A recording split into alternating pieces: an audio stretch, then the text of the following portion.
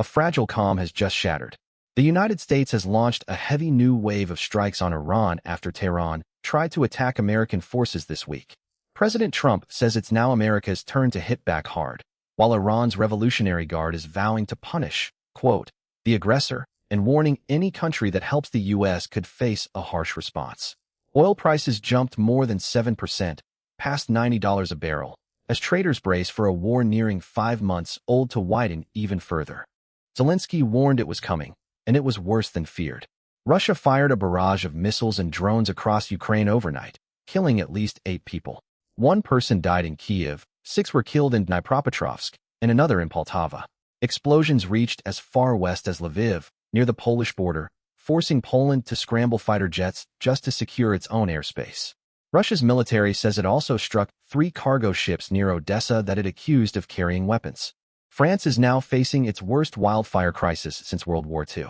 More than 100,000 acres have burned across the Gironde region since fires broke out a week ago, though firefighters say they've finally stabilized the main fire line near Bordeaux. In Spain, crews have contained the country's largest recorded wildfire, but a blaze in Castellón is still out of control after burning nearly 25,000 acres.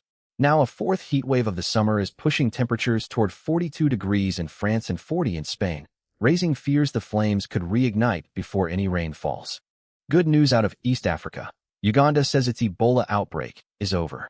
Health Minister Chris Barriomonsi announced the country is Ebola-free after registering 20 confirmed cases since the outbreak began in May.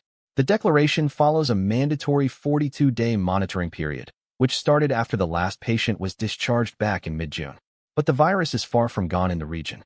Next door in the Democratic Republic of Congo, officials report more than 3,200 confirmed cases and over 1,400 deaths, with that outbreak still climbing toward record numbers.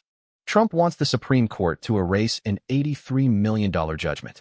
He and the Justice Department are asking the justices to throw out the defamation verdict he owes writer Jean Carroll after a Manhattan jury found he sexually abused and defamed her.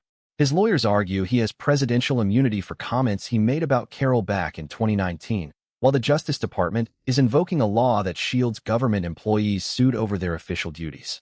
Lower courts already rejected this argument once, and the Supreme Court separately refused just last month to hear his appeal of a related $5 million verdict against him.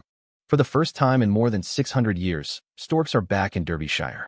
3 white storks have arrived at a brand-new, predator-proof enclosure at Willington Wetlands, part of a 300,000-pound project by the Derbyshire Wildlife Trust.